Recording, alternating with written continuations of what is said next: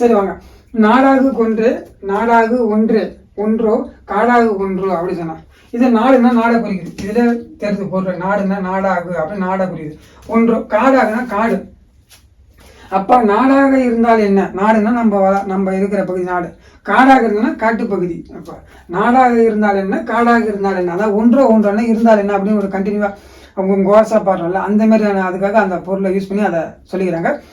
அப்ப நாடாக ஒன்றோ காடாக ஒன்றோன்னா அப்படி அந்த நாடா இருந்தாருன்னா காடாக இருந்தாருன்னா அவளாக ஒன்றோ மிசையாக ஒன்றோ.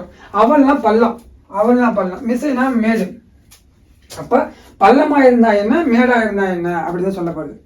அப்ப நாடாக ஒன்றோ காடாக ஒன்றோ, நாடாக இருந்தா காடாக இருந்தா. அப்ப அந்த நாடும் காடும் பள்ளமா இருந்தான்னா மேடா இருந்தா ரெண்டுமே அது அதை தான் அந்த ஒரு மீன் பண்ணிட்டாங்க. அந்த மீனிங்கோட தான் இந்த அப்ப நாடும் காடும் பள்ளமா இருந்தான்னா மேடா இருந்தான்னா அதான் அவளா